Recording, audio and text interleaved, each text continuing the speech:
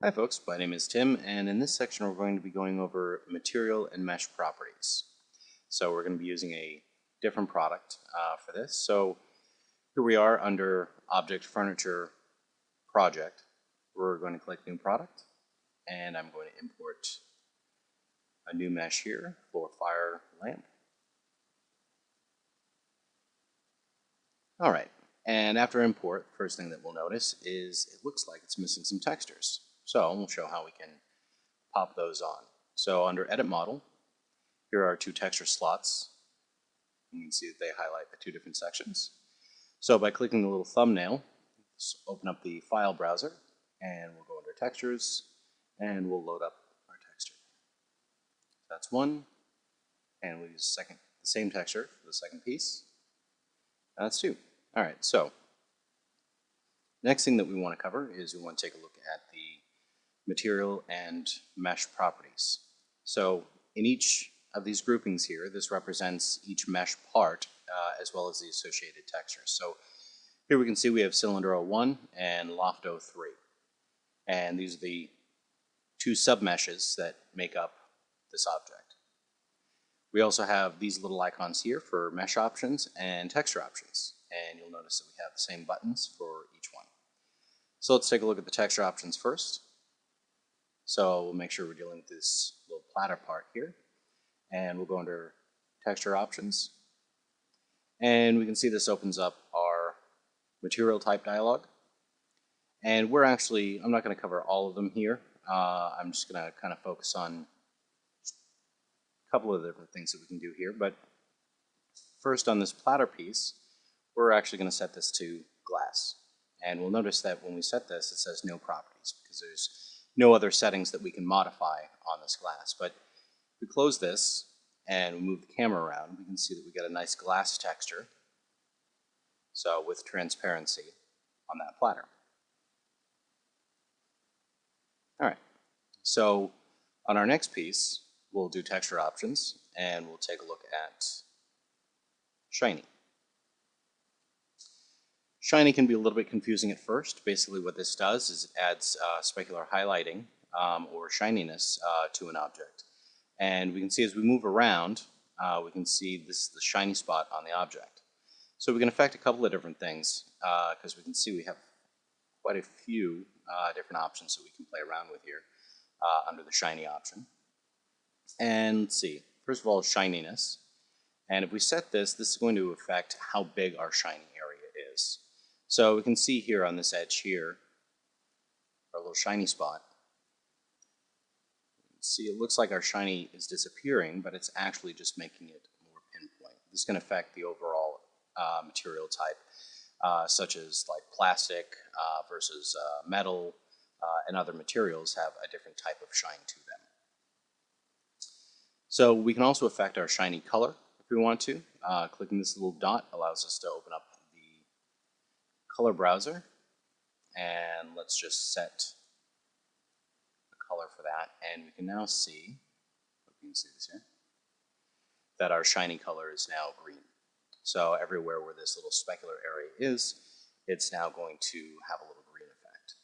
So we'll set this back to a white color.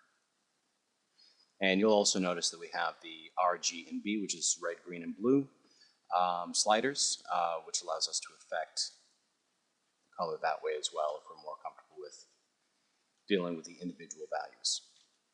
So we also have emission color under here. This is basically an overlay color. So let's pick our green again and hit accept. And we can see that basically the item now kind of glows with that color.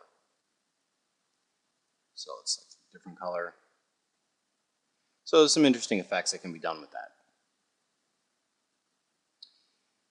All right, so I'm actually going to set this back to black, just to get rid of it.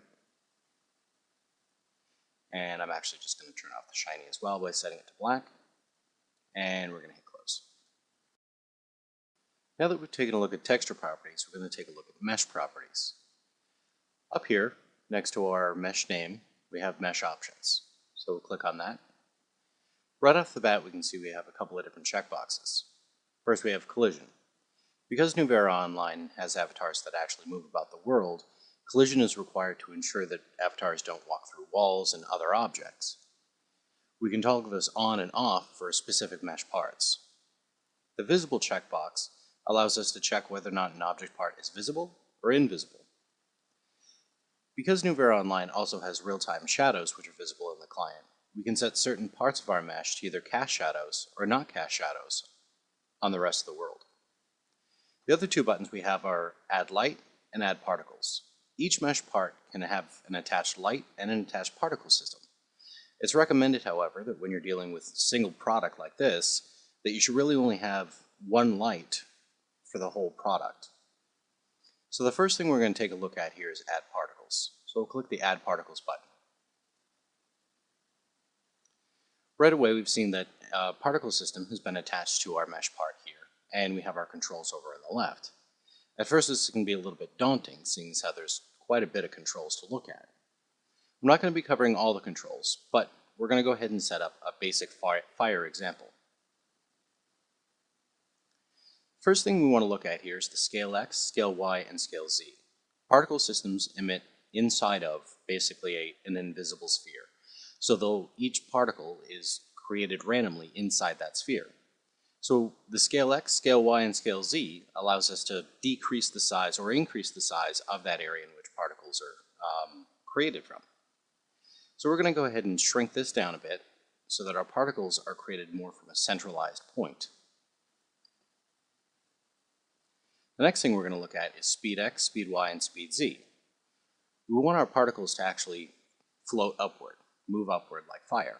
So we're going to adjust the speed Y. And we can see the particles start to drift upward. The other thing that we need to look at here is particle life color. Particles basically are created, exist in the scene for a certain amount of time, and then are destroyed. Over the course of that time, they have up to 5 colors. Particle color 1, 2, 3, 4, and 5. So they'll fade from one color to the next over the course of their lifespan. Particles also have, on top of a regular red, green, and blue color, they also have A, which is alpha, or opacity. Which basically means, especially when for color 1 and color 5, where the particles start and end, we can have the particles actually fade in by having a lower opacity, and then going to a higher opacity as they fade through the colors, and then ending with a lower opacity again. So if we take this particle color life 5, and increase that all the way to the top, we can see that our particles, when they hit the end, now actually just disappear instead of fade out. It's not what we want. So let's go ahead and pull this back down. And I'm going to go ahead and adjust the colors here to look a little bit more fire-ish.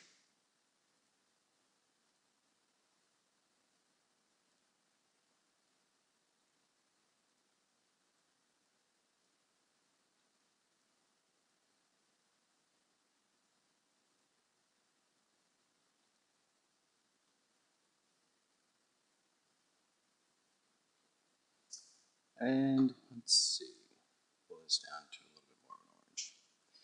All right, so our particles are now looking a little bit more like fire. The other thing that we can change here is we have texture. There are 3 preset textures: puff, fire, and smoke, and there's also custom. Custom will open the file browser so that you can open up your own texture. We'll go ahead and actually select smoke. We also have blending. Blending, we have normal, additive, and multiply. Normal blending is basically just a regular opacity. Additive will add the colors together, creating a brighter effect. Multiply will subtract the colors, creating kind of a negative color effect. Select additive. So you can see that's looking a little bit more like fire. The other thing we might want to do is adjust our grow value. The grow value basically says how big are the particles as they progress over their lifetime. And we can either make them grow bigger or we can make them shrink. So we'll give a negative value so that they shrink over time. So now we can see at the base of our particle system, they're one size, but as they drift upward, they shrink down and then fade away. We have a couple of other buttons here, Copy To and Save Preset. Copy To, I'm not going to illustrate here, but it allows us to copy this particle system to another submesh. Save Preset allows us to name this particle system and save it for later use. If we look under Presets, we'll go down to Fire 3, and this is a particle system that I created earlier. Alright, so now that we have our particle system, it looks like fire, we might need a little bit of light. So clicking back, this is still showing us our mesh options for cylinder 01, and we'll click Add Light. Now the first thing you'll notice when you click Add Light is you'll see this new ground plane here. This is basically here just to help us illustrate how the light is going to look. The other thing that we're going to want to do here is on the right-hand side, we have our light levels. So we're going to bring the light level, the global light level, all the way down. So on the left-hand side, we've got some options for our light. We've got light color, range, and intensity. First thing I want to do is increase the range. So right away, we can see that the light is now spilling out onto our ground plane, and we can see just how big our light is going to be. We can increase the intensity, which will make our light spot brighter. We'll go ahead and adjust the color using the color chooser, and give it a bit of a orangey yellow here, like our fire. And there we have it. So we'll click back, and we'll close out of our mesh options, and that covers materials and mesh options.